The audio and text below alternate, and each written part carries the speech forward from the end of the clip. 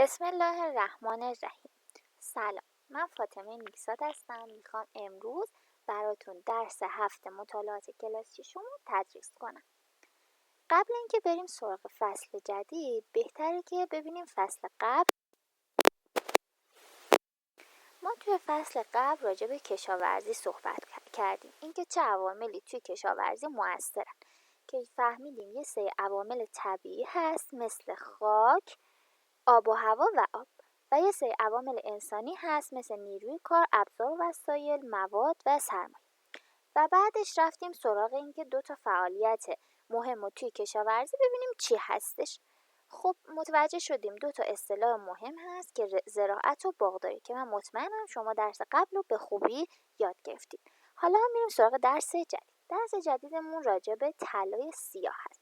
بچه‌ها بیاین فکر کنید طلای سیاه به نظرتون یعنی چی؟ چه چیزی هست؟ فکر کنیم. میتونم که شما الان به جواب من رسیدید. به نفت، گاز و خیلی چیزای دیگه مثل گازوئیل اینا، و ولی بیشتر روی نفت پافشاریه که بهش میگیم طلای سیاه، که برای کشورمون خیلی مهمه، خیلی اهمیت داره. خیلی خوب، بریم درس طلای سیاه چه کاری میخواد برامون انجام بده. بیاین قبل اینکه ببینیم مبحث درس راجع به چیه، ببینیم درس چی میگه، چند تا سوال جواب بدیم. فرض کنیم برای مدتی برق خونه قطع بشه، چه اتفاقی میفته به نظرتون؟ فکر کنید توی شب دیگه هیچ برقی نیست، چی کار کنیم واقعا؟ یا مثلا توی زمستون گاز قطع بشه، بعد چه اختلالی پیش میاد؟ یا فرض کنید جایگاه‌های بنزین دیگه بنزین نداشته باشن. خب حالا با توجه به اینا به من بگین که به نظر شما توی مصرف غذای ما چه ربطی به گاز و بنزین و نفت داره؟ خب شاید مهمترین چیزی که باشه، میدونیم که اصلا اگه گاز نباشه خیلی از ما نمیتونیم غذا درست کنیم. خیلی همون هنوز تو خونه همون از سماورهای گازی استفاده میکنیم برای چای گذاشتن و اینا. و کلا به نظر من خیلی از کار مواد غذایی ما به خاطر اینکه ما خام که نمیخوریم چیزا، اکثر چیزا جوشوندنیه و یا پختنیه، پس بنابراین گاز و چیزای دیگه مثل نفت و اینا خیلی تو زندگی ما اهمیت داره. بچه‌ها بریم آخر کتابتون کاربرگ شماره 10 رو باز کنیم، ببینیم چی ازمون خواسته. ازمون خواسته که مثلا برای پخت و پز گفته توی پخت و پز از چه وسایلی استفاده میکنیم. خود کتاب مثال زده، نوشته اجاق گاز، پلو پز، مخلوط کن، چراغ خوراکپزی، و گفته چه انرژیایی برای این استفاده میکنیم. مثلا میدونیم که اجاق گاز از گاز استفاده میشه، یا پلو پز برقیه، چراغ خوراکپزی هم که خب از نفت استفاده میشه. البته چند سال خب نفت دیگه نفت یعنی توی خانواده‌ها استفاده نمیشه، ولی خب توی یه سری روستاها که هنوز گاز کشی نشده احتمال این وجود داره که از نفت استفاده کنن. حالا من از شما میخوام که ویدیو رو نگه دارین و این کاربرگ رو توی کتابتون حل کنید، بعدش با هم ببینیم که چی میشه و برای من تصویرتون ارسال کنید.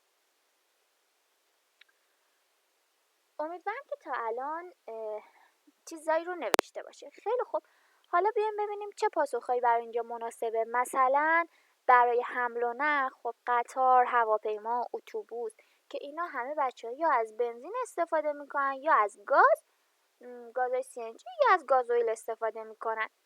برای گرم کردن ساختمان یا ما از شوفاژ استفاده میکنیم یا شومینه یا بخاری. بعضی جاها هم خب از چراغای نفتی و اینا استفاده میکنن. پس دوباره انرژیمون چی میشه؟ البته بعضی هم خب از چیزای برقی استفاده میکنن، از بخاریای برقی استفاده میکنن. پس بازم برق، گاز و نفت میتونن برای ساختمون استفاده بشن. توی کشاورزی بچه‌ها چه نوع وسایلی وجود داره؟ مثلا تراکتور، شما مثال بزنین. تراکتور هست، یه سری ماشینای چیز هستش، اینا هم از گازوئیل استفاده میکنن. بعضی از ماشینالات برقی هستن، بعضی از نفت هستن. و توی وسایل خانگی هم که خب دیگه الان ماشاءالله از یخچالمون گرفته که برقی، همه چیز میشه استفاده کرد، از اتو و یا خیلی چیزای دیگه. توی کارخانجات هم از چیزای مختلفی استفاده میکنن، مثلا برای تهویه هوا، موتورها و ماشین آلات کارخانه، دستگاه متحرک کارخانه برای بسته‌بندی یا چیزای دیگه. اینا هم از برق استفاده میکنن، از نفت، گاز، گازوئیل، زغالسنگ. خیلی خوب، با توجه به این چیزایی که ما تا الان گفتیم و احتمالاً قبل اینکه من بگم شما نوشتین، متوجه باید ما دو نوع انرژی داریم، یا یه میایم استفاده میکنیم. بعد به این انرژی هایی که حالت مثل نفت، گاز و زغال سنگ و مشتقات اینا که مثل بنزین و گازوئیل میشه، بهشون میگیم سوختهای فسیلی.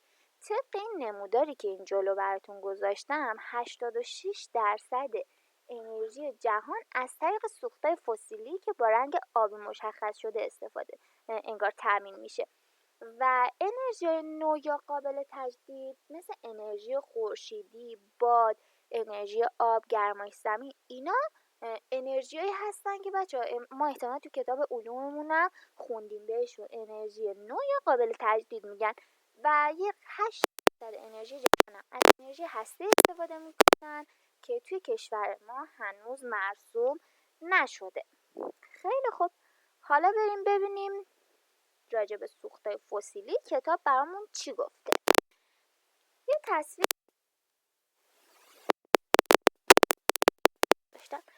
ما میدونیم که کشور ما ایران یکی از بزرگترین دارندگان منابع نفت و گاز توی جهانه و توی کتاب علوممون هم خوندیم که میلیون ها سال طول میکشه تا این منابع توی زیر زمین تشکیل بشن.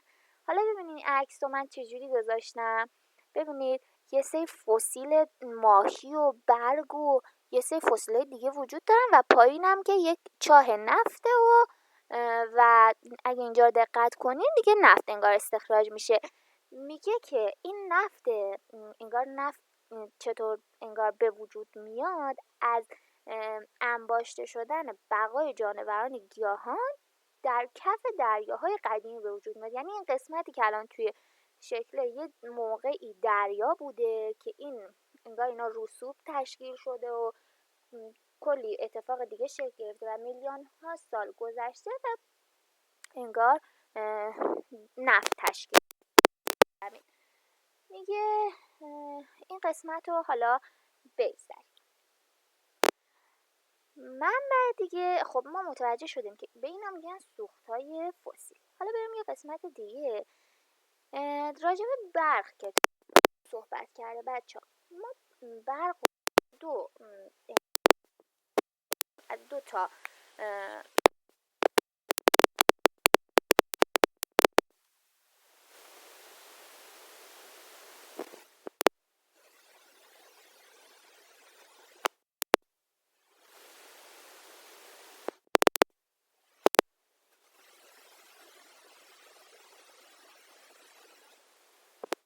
های برق با سوزوندن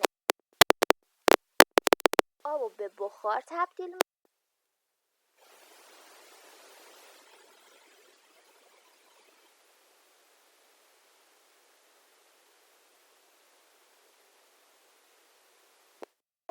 برق حرارتی انگار تامین میکنن یا تولید میکنن.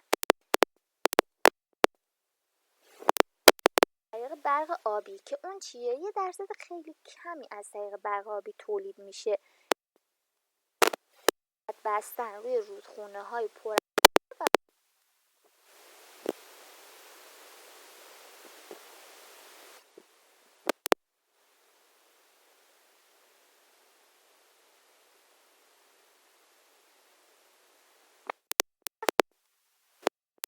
که ببینید چطوری انگار حرارتی برق تولید میشه. یک حالت انیمیشنه بدون صداست.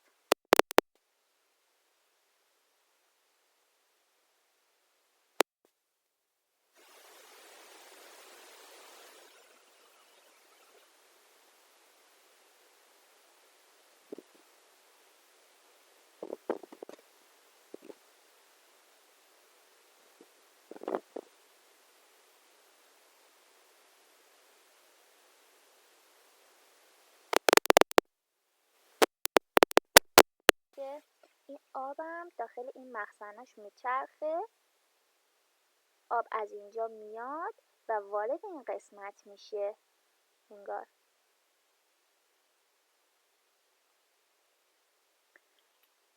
و بعد این آب تبدیل،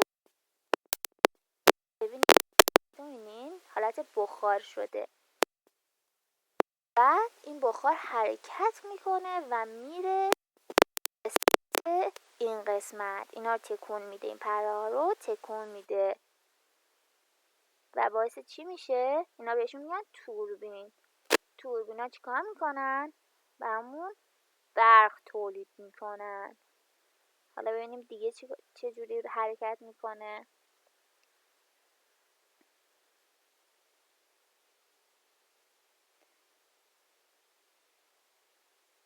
میاد توی ژنراتور و خب دیگه اینم که متوجه میشین دیگه، سیمای برق. خیلی خوب، حالا بریم توی کشور ما. یه جاهایی هست که خیلی یا نفتخیزه یا مثلا از لحاظ گازی خیلی زیاده انگار.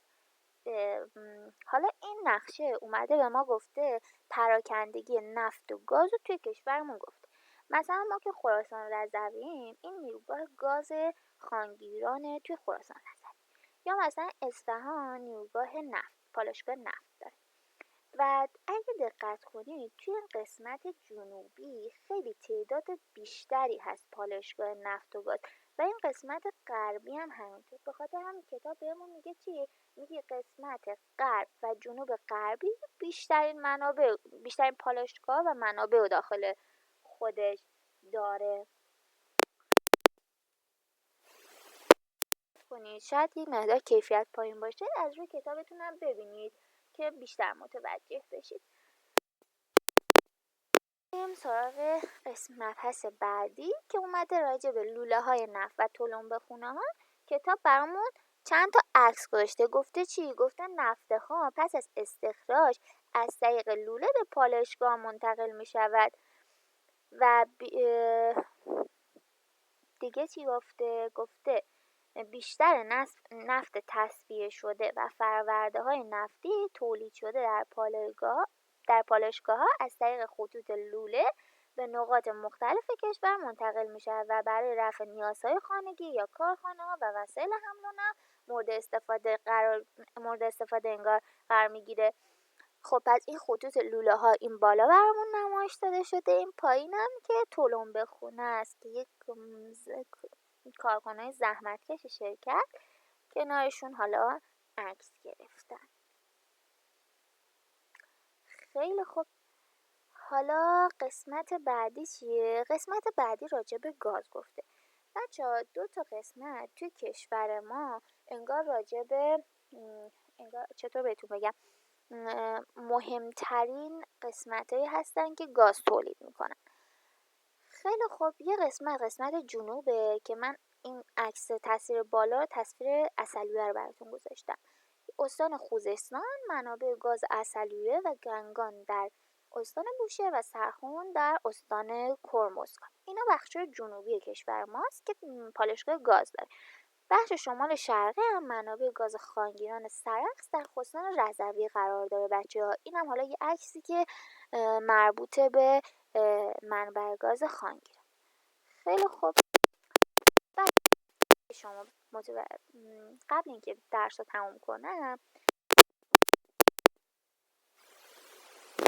بچه‌ها، صادرات نفت و گاز توی خیلی از کشورهای دنیا، اصلا توی جهان، یکی از مهمترین و بزرگترین تجارت ها محسوب میشه که خب کشور ما یه کشوری که مثلا خام فروشی میکنه، خودش نفت و